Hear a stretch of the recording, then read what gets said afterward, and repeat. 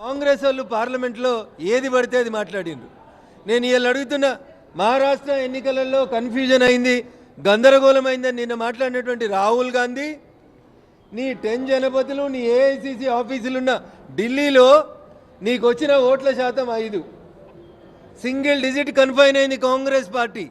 ఢిల్లీలో కాంగ్రెస్కి ఇవాళ వచ్చిన ఎన్నికల ఫలితాల్లో వచ్చిన ఓట్ల శాతం 5, వచ్చిన సీట్లు రేవంత్ రెడ్డి చెప్తాడు కదా, గాడిద గుడ్డు వచ్చింది. ఇలా ఢిల్లీలో కాంగ్రెస్కి వచ్చిన సీట్లు గాడిద గుడ్డు, వచ్చిన ఓట్లు 5%. అందుకని దయచేసి ఏది పడితే అది మాట్లాడతాం, మైకున్నదని నోటుకొచ్చినట్టు మాట్లాడతాం. మహారాష్ట్రలో ఎలక్షన్లలో ఏమైంది, మన పార్లమెంట్లో మేము సమాధానం చెప్పినాం. ఏ అసెంబ్లీలో ఎన్ని ఓట్లు పెరిగినాయి, ఓట్లు పెరిగిన చోట కాంగ్రెస్ ఎన్ని గెలిచింది, బీజేపీ ఎన్ని గెలిచింది అని చెప్పినాం. పార్లమెంట్ ఎన్నికలకి, అసెంబ్లీ ఎన్నికలకి, గ్రామ పంచాయతీ ఎన్నికలకి, రాహుల్ గాంధీ నీకు ఊర్లు తెలివై కదా, ఊర్లు కూడా తెలుసుకో. గ్రామ పంచాయతీ ఎన్నికలకి ఓట్లు పెరుగుతాయి. పార్లమెంట్ కంటే, అసెంబ్లీ కంటే సర్పంచ్ ఎలక్షన్లకు వచ్చేసరికి పట్టణంలో కొలువు చేస్తున్న ప్రతి ఓటర్ పోయి తన ఊర్లో ఓటేసుకోవాలనుకుంటాడు, తన సర్పంచ్ని తాను గెలిపించుకోవాలనుకుంటాడు. అందుకని ఉద్యోగం రీత్యా, చదువు రీత్యా, రకరకాల కారణాల చేత పట్టణాలకి మైగ్రేట్ అయినటువంటి ఓటర్లు రాష్ట్ర శాసనసభకి ఎన్నికలు జరిగినప్పుడు తిరిగి వెనక్కి పోతారు.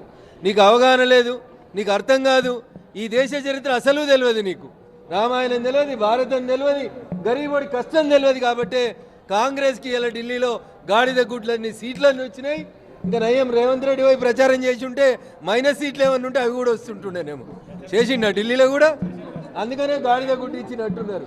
మన తెలుగు ఓటర్లు అంతా కలిసి పెద్ద గాడిద గుడ్డు ఇచ్చి పంపించినారు. అందుకని దయచేసి కాంగ్రెస్ పార్టీ, రాహుల్ గాంధీ ఈ రోజుకైనా రియలైజ్ కావాల్సింది ఏంటంటే, మేము ఏం చేసినా చెల్లుబాటు అవుతుంది, మేము ఏం మాట్లాడినా చెల్లుబాటు అవుతుంది అనేటువంటి విధానానికి స్వస్తి పలకాలి. 10% మైనార్టీలను తెచ్చి బీసీలో పెట్టేదాన్ని త్వరలోనే మేము దాన్ని ఒక రాష్ట్ర స్థాయి ఉద్యమంగా మలచబోతా ఉన్నాం. ఎట్టి పరిస్థితులలో భారతీయ జనతా పార్టీ కార్యకర్తలు, నాయకులు ఇది జరగకుండా చూస్తాం. Thank you.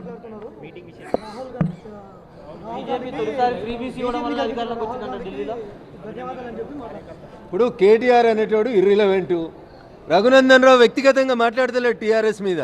వాళ్ళ నాయననే చెప్పిండు, 3 ఎమ్మెల్సీలు వాళ్ళకి ఓటు లేదు, సీటు లేదు, వాళ్ళకు కూడా గాడిద గుడ్డే వస్తుంది. ఈడ చదువుకున్నోడు ఎవడు టీఆర్ఎస్కి ఓటేసేందుకు సిద్ధంగా లేడు, టీచర్లు ఎవరు ఓటేసేందుకు సిద్ధంగా లేరు.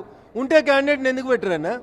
KCR MLA, KTR MLA, Harish Rao MLA, కవిత మాజీ ఎంపీ, గాడ ఎలక్షన్లు అవుతుంటే చేతులు ముడుచుకొని ఎందుకు కూర్చున్నారు? కాబట్టి దే హ్యావ్ నో రోల్.